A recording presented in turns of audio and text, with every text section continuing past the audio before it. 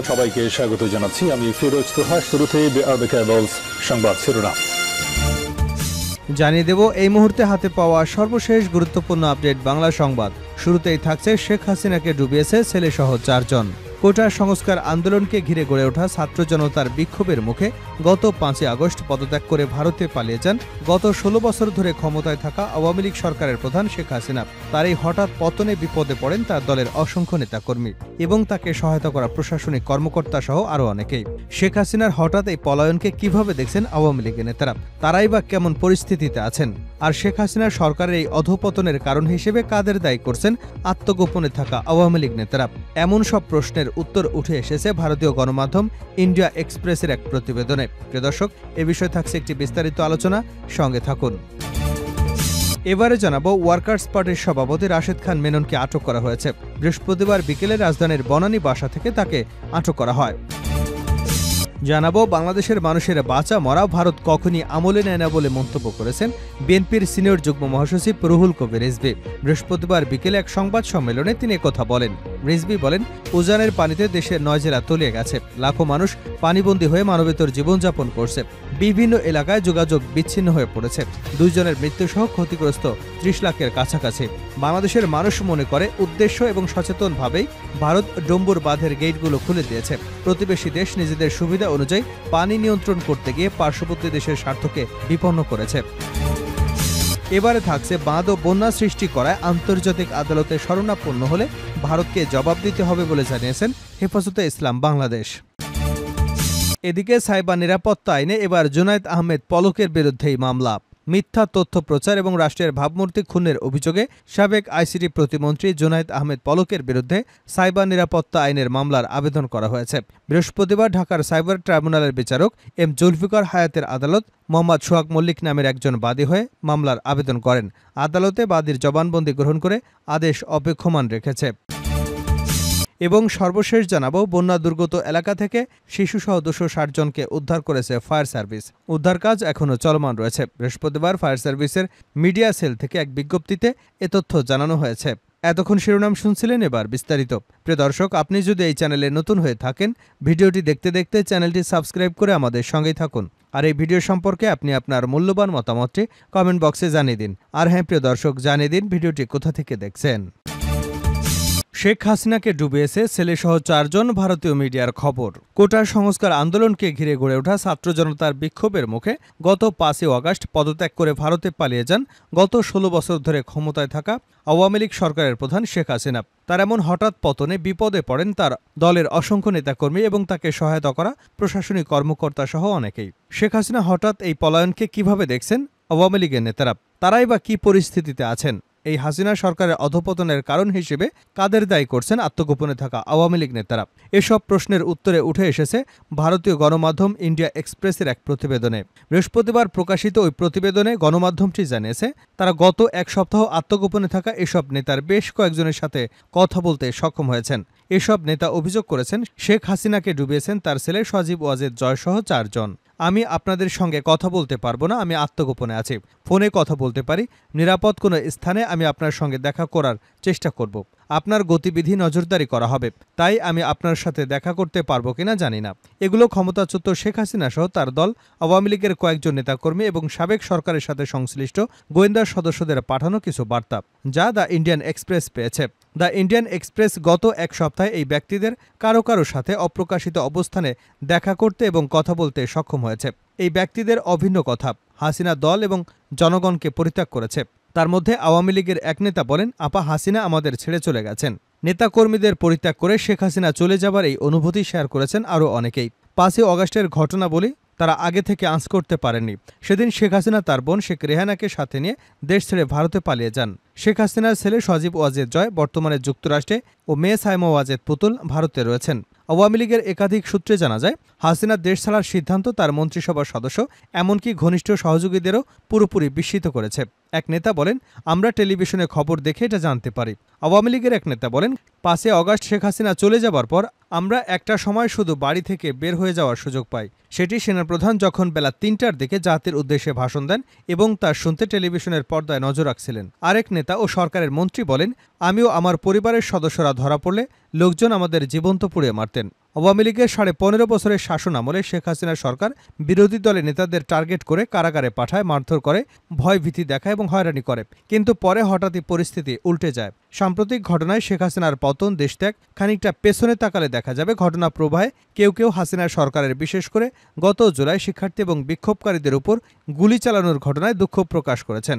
পরে 3 এবং 4 আগস্ট ছাত্র জনতা রাস্তায় নেমে আসেন। 5 আগস্ট বিক্ষোভকারীরা কারফিউ ভাঙেন। সেদিনই সরকারের পতন ঘটে। হাসিনাকে ডুবিয়েছে যে 4 জন। আওয়ামী লীগ সরকারের পতনের জন্য আত্মগোপনে থাকা ওই নেতাদের একজন দলের অভ্যন্তরীণ একটি স্বার্থগোষ্ঠীকে দায়ী করে বলেছেন, শেখ হাসিনা আমাদের কথা শোনেননি। এই গোষ্ঠীটিকে গ্যাং অফ 4 বলে আখ্যায়িত করেন তাদের একজন। তিনি বলেন, গোষ্ঠীটি শেখ হাসিনাকে বাস্তব অবস্থা বুঝতে দেয়নি। এই 4 নেতা হলেন শেখ হাসিনার ছেলে ও তথ্য প্রযুক্তি উপদেষ্টা সজীব ওয়াজেদ জয়, বিনিয়োগ উপদেষ্টা সালমান এফ রহমান, আওয়ামী লীগের সাধারণ সম্পাদক ওবায়দুল কাদের এবং সাবেক স্বরাষ্ট্রমন্ত্রী আসাদুজ্জামান খান। আওয়ামী লীগের এই নেতা বলেন, 4 জনের এই দল তার পতনে নেতৃত্ব দিয়েছে। এই ব্যক্তিদের উপর ছিল তার অন্ধবিশ্বাস। তার যে সহজাত রাজনৈতিক প্রজ্ঞা ছিল তা তিনি তাদের কারণে হারিয়েছেন। বিএনপিকে নির্বাচনে না আনা বড় ভুল। এবছরের জানুয়ারি মাসে অনুষ্ঠিত সাধারণ নির্বাচনে বিএনপিকে না আনা শেখ হাসিনার একটি বড় ভুল হিসেবে বর্ণনা করা হয়েছে। সূত্রগুলো বলছে, আওয়ামী লীগের কিছু নেতা মধ্যস্থতাকারীদের মাধ্যমে লন্ডনে বিএনপি চেয়ারপারসন ও সাবেক প্রধানমন্ত্রী খালেদা জিয়ার ছেলে তারেক রহমানের সঙ্গে যোগাযোগ রেখেছিলেন। একটি সূত্রের ভাষ্য মতে, আড়ালে থাকা একটি চ্যানেলের মাধ্যমে প্রস্তাবও দেওয়া হয় বিএনপিকে নির্বাচনে আনার। আমাদের ধারণা, তারেকের সাথে যোগাযোগ রক্ষায় চ্যানেলটি 2024 সালের জানুয়ারিতে অনুষ্ঠিত নির্বাচনের 1 বছর আগে 2023 সালের জানুয়ারিতে প্রতিষ্ঠা করা হয়। কিন্তু হাসিনা ওই প্রস্তাবে সবুজ সংকেত দেননি। আওয়ামী লীগের একজন নেতার বক্তব্য, বিএনপি চেয়ারপারসনের ছেলের সঙ্গে যোগাযোগ রক্ষায় বিষয়টি হাসিনা প্রত্যাখ্যান করা ছিল সাংবিধানিক ভুল। কেননা একটি তত্ত্বাবধায়ক সরকারের অধীনে বিএনপি নির্বাচনে আসার প্রস্তুতি নিচ্ছিল। বিএনপিকে নির্বাচনে আনা গেলে বিরোধীদের রাগক্ষোভ হয়তো মিটে যেত। ওই নেতা আরও বলেন, দুর্নীতি, চাঁদাবাজি, নির্যাতন, পুলিশের নিষ্ঠুরতায় জনগণের মধ্যে যে ক্ষোভের সৃষ্টি হয়েছে তা আমরা বুঝতে পেরেছিলাম। বিএনপিকে নির্বাচনী তরিতে উঠানো গেলে সেই ক্ষোভ হয়তো থামানো যেত। তাতে আমরা আবারও জিততে পারতাম এবং দলও ক্ষমতায় থাকত। নির্বাচনের পর আরও একগুঁয়ে হয়ে পড়েন শেখ হাসিনা। নেতাকর্মীরা মনে করেন, বিশেষ করে গত জানুয়ারি নির্বাচনে জেতার পর শেখ হাসিনা আরও একগুঁয়ে হয়ে পড়েন এবং কোনো পরামর্শ গায়ে মাখেননি। এ প্রসঙ্গে ওই নেতা বলেন, টানা চতুর্থবার যেতে তিনি আত্মবিশ্বাসী হয়ে ওঠেন এবং কোটা সংস্কার নিয়ে ছড়িয়ে পড়া আন্দোলনে সৃষ্ট ক্ষোভের মাত্রা বুঝতে ব্যর্থ হন। সূত্রগুলো বলছে, কৌশলে কিছু নেতা হাসিনাকে জুলাইয়ের শুরুতে ছাত্র বিক্ষোভকারীদের সাথে আলোচনায় বসার আহ্বান জানান, তবে তা প্রত্যাখ্যান করেন তিনি। হাসিনা সরকারের কফিনে শেষ পেরেকটি বসে তখনই, যখন একই মাসে পুলিশের গোয়েন্দা শাখার সদস্যরা ছাত্রনেতাদের তুলে নিয়ে যায় এবং ভয়ভীতি দেখিয়ে আন্দোলন কর্মসূচি প্রত্যাহারের জোরপূর্বক প্রতিশ্রুতি আদায় করে ছেড়ে দেয়। এই কৌশলে হিতে বিপরীত হয়ে দাঁড়ায়। কর্মসূচি প্রত্যাহারে কিভাবে জোরপূর্বক প্রতিশ্রুতি আদায় করা হয়েছে ছাত্রনেতারা সেই বিষয়ে জনসমক্ষে প্রকাশ করে দেন। এটি পরপর কিছু ঘটনার সূত্রপাত ঘটায় এবং শেখ হাসিনা দেশ ছাড়তে বাধ্য হন। হাসিনার দেশত্যাগের সাথে সাথে তার দলের জ্যেষ্ঠ নেতারা আত্মগোপন করেছেন, কেউ বা গ্রেপ্তার হয়েছেন। নেতারা বলছেন, 50 বছরের পুরনো যে দল টানা 15 বছরেরও বেশি দেশ শাসন করেছে, তারাই এখন অস্তিত্ব সংকটে। দেশে শেখ হাসিনা এবং আওয়ামী লীগের মনোভাব বিরাজ করায় হাসিনার পরিবার এবং উত্তরসূরি সজীব ওয়াজেদ জয়ের ন্যূনতম বক্তব্য বিবৃতি দেওয়া উচিত বলে মনে করেন দলটির নেতারা। রাশেদ খান মেনন আটক। ওয়ার্কার্স পার্টির সভাপতি রাশেদ খান মেননকে আটক করা হয়েছে। বৃহস্পতিবার বিকেলে রাজধানীর বনানী বাসা থেকে তাকে ওয়ার্কার্স পার্টির কেন্দ্রীয় মিডিয়া বিভাগের আহ্বায়ক মোস্তফা আলমগীর রতন এ তথ্য নিশ্চিত করেছেন। এর আগে সোমবার আওয়ামী লীগের যুগ্ম সাধারণ সম্পাদক ও সাবেক সমাজকল্যাণমন্ত্রী ড দীপু মনিকে গ্রেপ্তার করা হয়। রাজধানীর বারিধারা এলাকা থেকে গ্রেপ্তার হন তিনি। বাংলাদেশের মানুষের বাঁচা মরা ভারত কখনই আমলে নেয় না, রিজভী।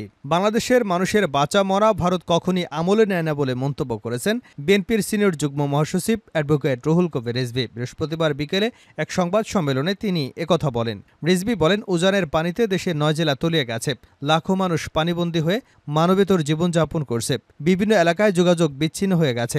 2 জনের মৃত্যুসহ ক্ষতিগ্রস্ত 30 লাখের কাছাকাছি মানুষ। ভয়াবহ এ বন্যা আক্রান্ত জেলাগুলোতে ত্রাণ বিতরণ আরও বেশি জোরদার করতে হবে।